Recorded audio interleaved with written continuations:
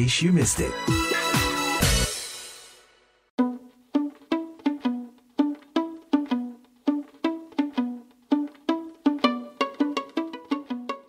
Pendengar, di salah satu sudut terpencil di Provinsi Maluku, terdapat gugusan Kepulauan Kei yang dikenal dengan keindahan pantainya. Namun di balik pesona alamnya, anak-anak di salah satu pulau yang bernama Kei Besar masih menghadapi berbagai keterbatasan di dunia pendidikan. Dalam In Case You Missed It kali ini, saya Bani Rahayu mengulas kesukarelawanan beberapa sosok yang turut andil dalam memperluas wawasan dan mengembangkan potensi anak-anak pesisir Kei Besar di tengah akses pendidikan yang tidak merata. Mereka diantaranya adalah Marcella Lee, seorang dosen diaspora Indonesia yang tengah bekerja di City University of New York, Angelina Vanessa, pendiri lembaga nirlaba Rivo Society yang berfokus di bidang kesehatan, dan Pastor Yewianan, pendiri pusat belajar Santa Brigita di Kei Besar. Simak selengkapnya berikut ini. What is your hobby? What do you like to do? My hobby is draw and reading Drawing and reading. and music. And music. Yes. Okay, what is your name? My name is Stefania Imelda Salwenhead. How old are you? I am 13 years old.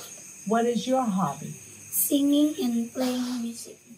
Itulah sepenggal jawaban anak-anak perempuan asal desa Bombay, Pulau Kei Besar Maluku yang tengah berlatih kemampuan bahasa Inggrisnya. Belum lama ini lebih dari 90 anak mengikuti program English Camp yang diinisiasi Marcella Lee, yang juga direktur program Indonesia di City University of New York. Meski dinamai English Camp, materi yang diajarkannya tidak sekedar bahasa Inggris. Kata Marcella, kita itu memberikan penyuluhan juga kepada mereka. Jadi seperti yang kita tahu anak-anak pulau kayak ini pada umumnya itu mereka kurang sekali pendidikan kesehatan. Selain dari kurangnya pendidikan, jadi seperti yang informasi yang aku terima, mereka itu bersekolah hanya 2 jam atau 3 jam sehari dan subjek yang diajarkan itu hanya bahasa Indonesia dan matematika.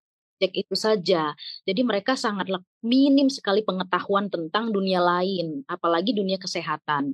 Dan seperti yang aku sudah pelajari di Pulau K itu anak-anak SD sebelum mereka masuk SMP itu mereka itu sudah dihadapkan dengan 2 pilihan, apakah mau lanjut sekolah atau bekerja. Jadi mereka itu akan dikirim ke Freeport untuk tambang ya.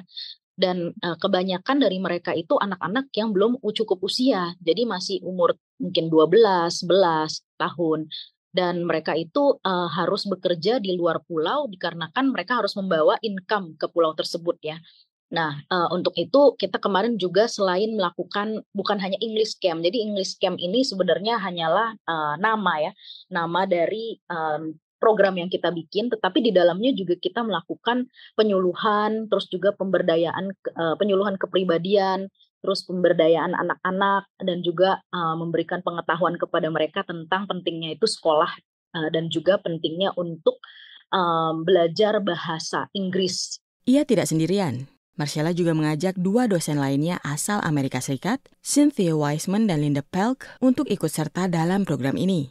Tujuannya membantu memberdayakan warga lokal untuk dapat meningkatkan pariwisatanya. Sebenarnya ini untuk tujuan ke depan ya, saya itu punya tujuan untuk meningkatkan pariwisata di Pulau K, karena Pulau K itu bagus sekali.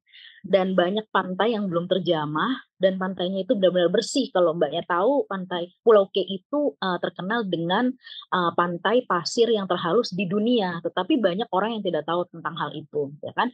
Dan pariwisata di Pulau K itu sangat menjanjikan, tetapi karena kurangnya sumber daya manusia yang ada di sana, mereka itu tidak bisa mengekspos pulau mereka dengan baik. Jadi mereka itu salah satu dari anak-anak mereka aja bilang, nanti kalau misalnya saya udah besar ya paling kita jual aja pariwisata ini ke orang asing gitu. Padahal kan sayang sekali ya, mereka itu punya potensi untuk mendapatkan income, bisa menjadi tuan rumah gitu bagi pulau mereka sendiri. Tapi mereka sudah punya pikiran untuk dijual ke orang asing. Marcella pertama kali terhubung dengan warga Kei Besar melalui Angelina Vanessa. Sebagai sukarelawan di bidang kesehatan di pulau itu selama bertahun-tahun, Angelina melihat adanya urgensi untuk meningkatkan pendidikan di sana. Daerah desa Bombay itu di Pulau K Besar itu adalah sebenarnya termasuk daerah 3T ya, terpencil, terluar, tertinggal. Maka memang kegiatan-kegiatan rutin yang secara positif bisa memberikan dampak yang baik untuk generasi muda itu sangat kurang. Yang terjadi adalah generasi muda khususnya laki-laki, anak laki-laki setelah SMP akan kepingin untuk pergi ke Timika, pokoknya ke Papua untuk dulang emas yang ilegal ya. Karena mereka ngambil sisa-sisa yang emas yang di sungai-sungai gitulah intinya. Nah, sehingga mereka mempunyai role model itu bahwa oh keren nih kalau kerja dulang emas di Papua, pulang-pulang tuh rata-rata bisa beli HP, pokoknya uangnya banyak lah intinya. Jadi mereka punya role model ke sana. Kenapa hal itu tidak baik? Karena ketika di dulang emas itu mereka kan harus turun ke sungai-sungai ya.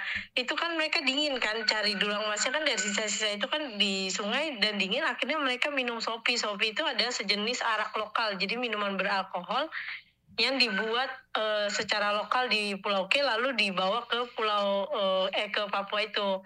Nah mereka minum sopi, tapi sopi itu kadar alkoholnya sangat tinggi. Jadi selain untuk menghangatkan badan, biasanya akhirnya mereka jadi kebiasaan untuk mabuk. Nah kalau udah mabuk, di sana jatuhlah ke perilaku seks bebas, di mana akhirnya Maluku ini menjadi provinsi yang angka HIV-nya kedua tertinggi setelah Papua.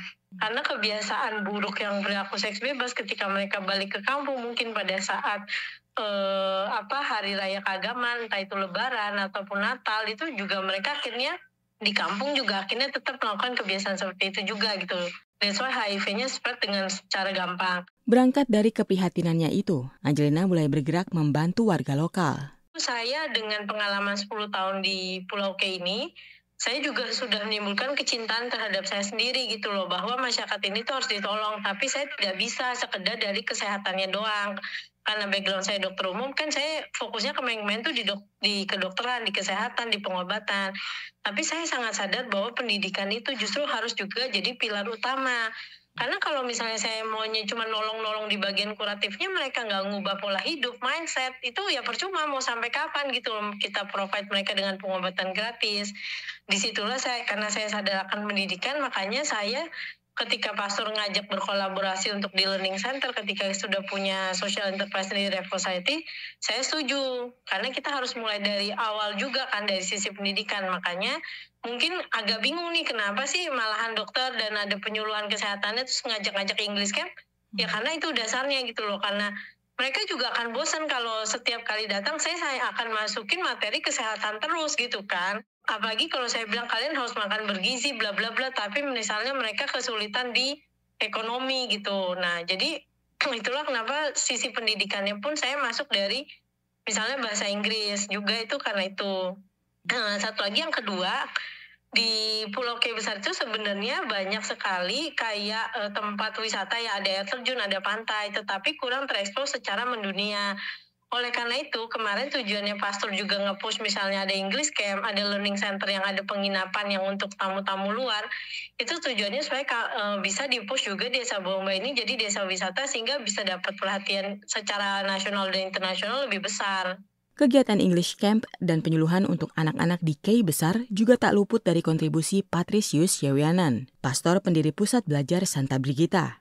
Ia mengapresiasi perhatian yang diberikan Marcella dan timnya terhadap anak-anak di Pulau K Besar yang menurutnya memiliki potensi besar untuk membesarkan wilayah mereka sendiri.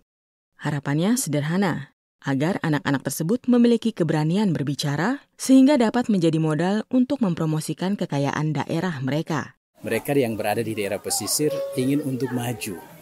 Anak-anak sekurang-kurangnya punya motivasi untuk berbicara bahasa Inggris. Karena itu, terima kasih karena ada profesor dari New York University yang datang bersama dengan kami dan memberikan motivasi sebenarnya. Berbicara Inggris dasar dan memberikan motivasi kepada anak-anak. Mereka berani, sekurang-kurangnya mereka berani saja berbicara. Itu satu hal yang sangat positif. Dan kita membuka kegiatan selama 5 hari di Learning Center ini.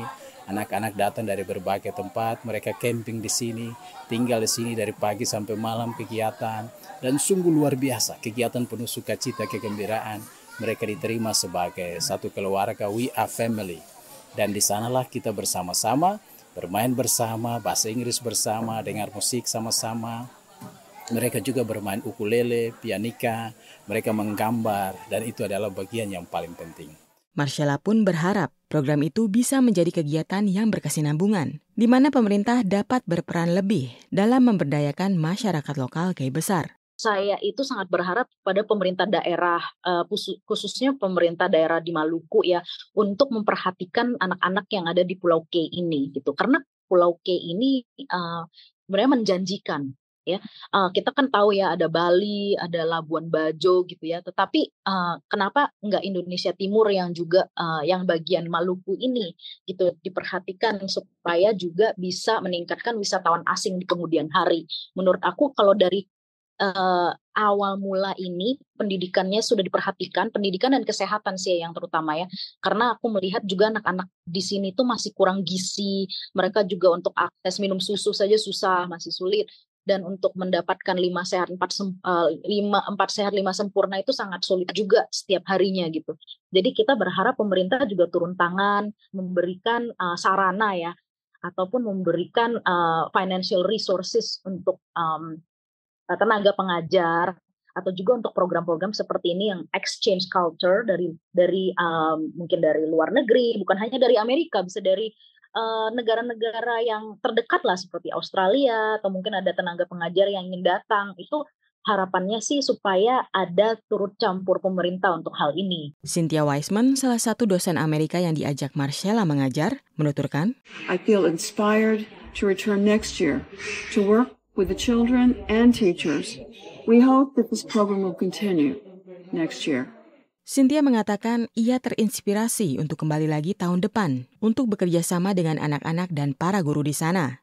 Ia dan rekan-rekannya juga berharap program ini akan terus berlanjut. Demikian In Case You Missed It kali ini. Sampai jumpa lagi di episode berikutnya. Saya Bani Rahayu melaporkan dari VOA Washington. Would you like to tell people about the summer English program? We love you.